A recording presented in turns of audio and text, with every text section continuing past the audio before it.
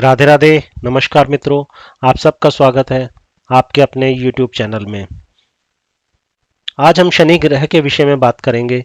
मित्रों, शनि का नाम सुनते ही जीव मात्र तो क्या, देवतागण भी कांपने लगते हैं। और क्यों ना कांपे? क्यों? क्योंकि शनि दंडाधिकारी जो ठहरे, तीनों लोकों के न्यायाधीश हैं। शनि ग्रह के प्रति पुराणों में अनेकों अनेक आख्यान प्राप्त होते हैं। शनिदेव को कर्म फलदाता कहा गया है। साथ ही इनके संबंध में अनेकों अनेक भ्रांतियां या किंवदंतियां, जिनके अनुरूप की शनिदेव को मारक, अशुभ, दुख का कारक आदि आदि माना गया है।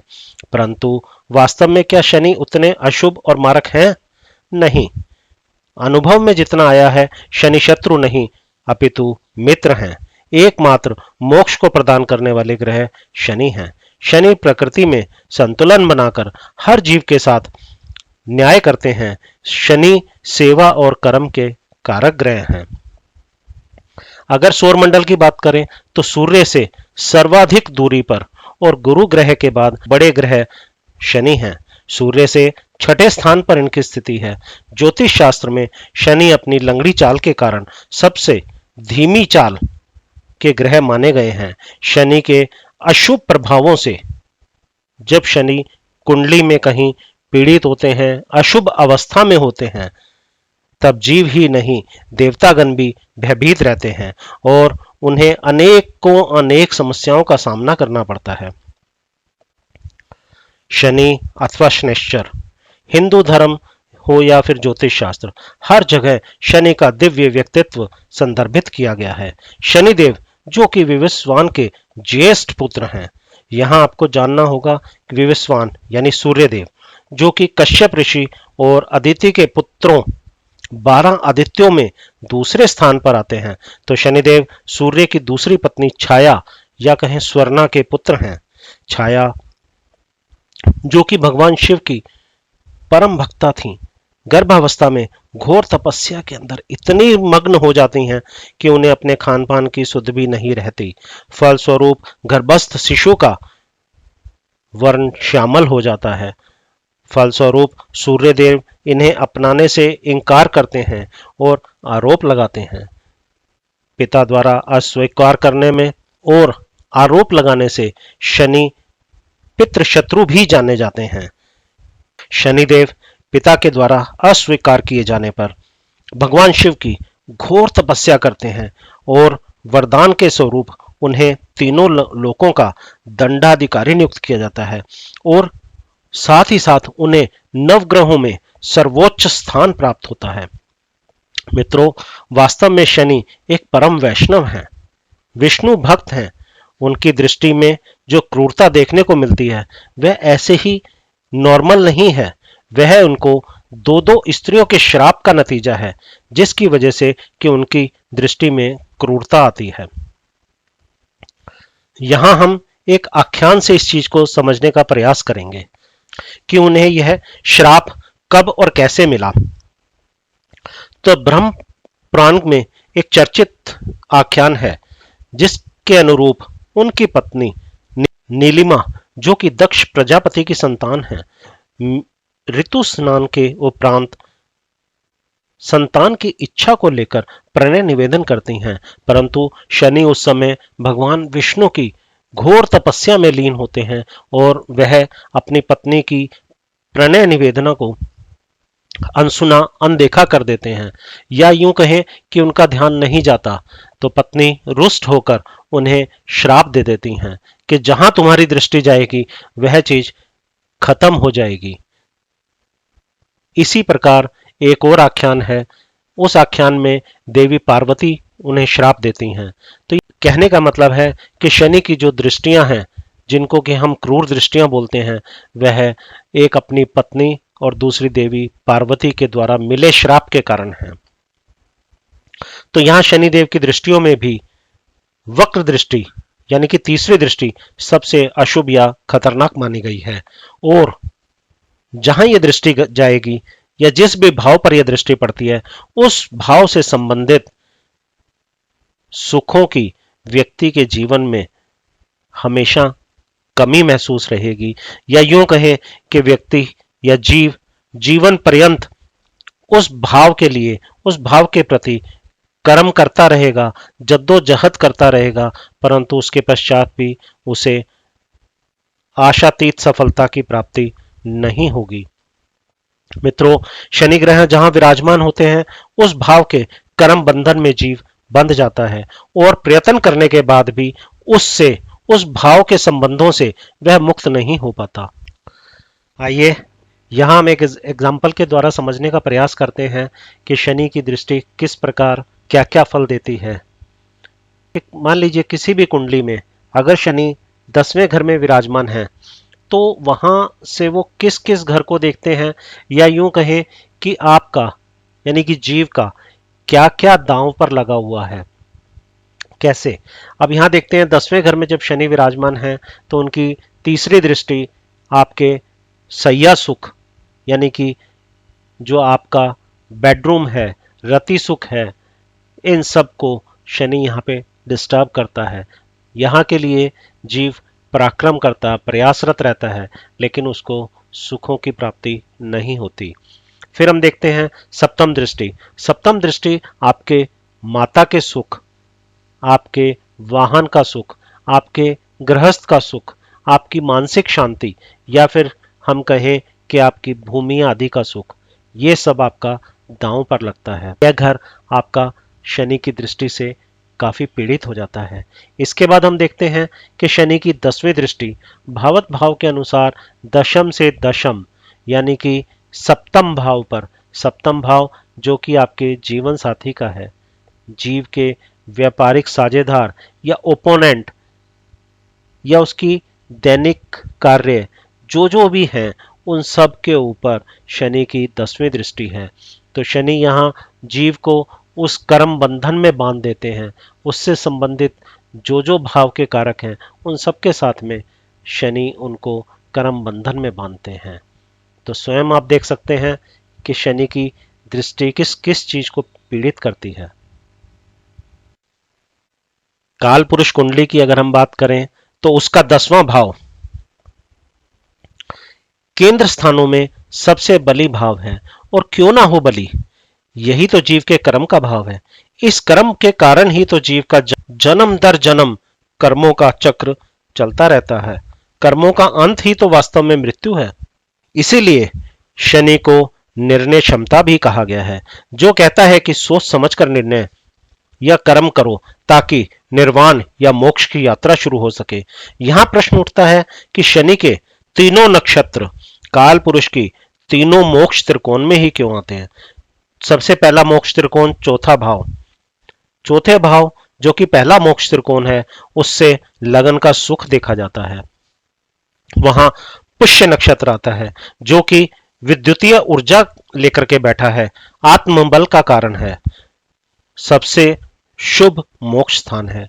उसके बाद 8वां भाव जो कि लग्न की आयु या कर्म की मृत्यु, दूसरा मोक्ष त्रिकोण है, जिसको कि चुंबकीय ऊर्जा कहा गया है। यहां शनिदेव का अनुराधा नक्षत्र आता है। फिर हम बात करेंगे 12वें भाव की, जो कि लग्न का व्यय या फिर अध्यात्म का भाव है और तीसरा मोक्ष त्रिकोण है। यहां कार्बनिक ऊर्जा प्राप्त होती है। उत्तर भाद्रपद शनि का नक्षत्र यहीं आता है।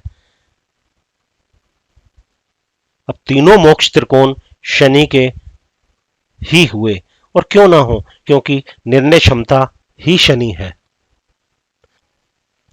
तो मित्रों, यहां हम देखते हैं कि 10वां भाव शनि का भाव, अब कालपुरुष कुंडली का 10वां और 11वां दोनों उपचय भाव हुए, यानी बढ़ोतरी के भाव हुए, दोनों शनि के पास हैं। तो दशम से एकादश शनि का धन हुआ, 12वां भाव इसका पराक्रम बना, लगन भाव इसका सुख और द्वितीय भाव इसकी विद्या, तीसरा भाव इसका रोग है, तो चौथा भाव इसके प्रतिद्वंदी हैं, और पांचवा घर इसकी आयु है, छठा भाव भाग्य हुआ, 7वां भाव इसका कर्म है, तो 8वां भाव इसका लाभ है, 9वां भाव इसका नाश और व्यय है। क्यों? क्योंकि दशम से 12वां है। यहां आप समझे, देखिए कैसे लगन के जो तीनों त्रिक भाव हैं, वो भाव शनि के लिए कितने शुभ हैं। मतलब ये त्रिक भाव ही जीव को प्रेरणा देते हैं कर्म करने की। और जब जीव कर्म करता है तो फिर इस कर्म बंधन में बंध जाता है, वहीं इसका कर्म चक्र शुरू हो जाता है। तो शनि जीव को परम कल्याण की तरफ भेजते हैं। काल पुरुष कुंडली के 10वें भाव में मकर राशि और 11वें भाव में कुंभ राशि, दोनों पर इन्हीं का आधिपत्य है। क्यों? मकर राशि वाले अपना जीवन समर्पित करते हैं, हमेशा मदद के लिए तत्पर रहते हैं। इसी प्रकार कुंभ राशि वाले दयालु, ईमानदार और भरोसेमंद होते हैं। यह सब शनिदेव की कृपा ही तो है। और तो और तुला में ही उच्च के क्यों होते हैं? क्योंकि तुला राशि बैलेंस्ड राशि है। फिर आप देखेंगे कि शनिदेव मेष में नीचत्व को प्राप्त करते हैं। क्यों प्राप्त करते हैं? क्योंकि मेष राशि शनि के गुणों के खिलाफ है। शनिदेव जीव के परम हितैषी ग्रह माने गए हैं। शनिदेव परम कृपालु होकर जीव को भावी जन्मों में तप करने की प्रेरणा देते हैं। शनि जीव को विगत जन्मों के अधूरे तप को पूरा करने के लिए, जीव की समस्त मनोवृत्ति परमात्मा में लगाने के लिए उसे अनंत रहित बना भाव प्रदान करते हैं। उच्च स्तर के महात्मा या संत बना देते हैं। शनि तप करने के लिए प्रेरणा देते हैं। शनि नवग्रहों में जीव के ज्ञान चक्षु खोलने का कार्य करते हैं। शनि जीव को कर्मठ, कर्मशील, न्यायप्रिय और शनि के प्रभाव से ही जीव को कार्य क्षेत्र में सफलता प्राप्त होती है। ये जीव को धैर्यवान, स्थिरता बनाए रखने में, साथ ही आयु की वृद्धि करने में भी सहायक है।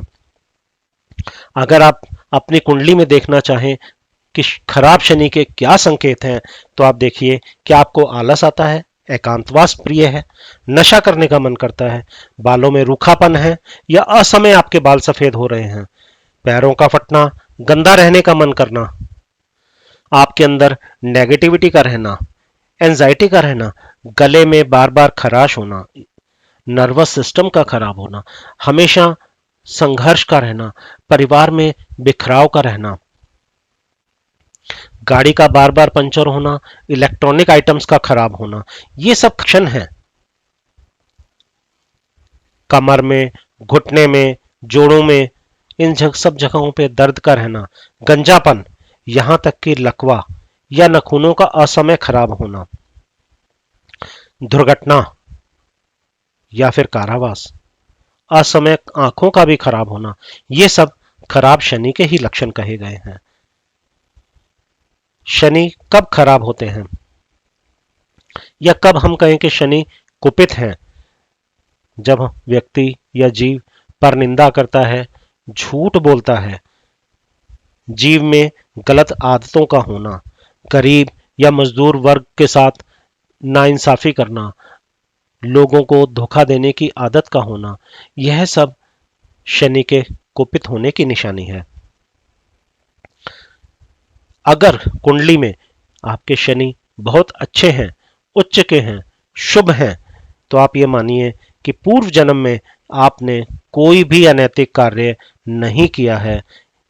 ऐसा इसलिए है कि शनि इस जन्म में आप पर मेहरबान है, मतलब आप बहुत ही भाग्यशाली हैं।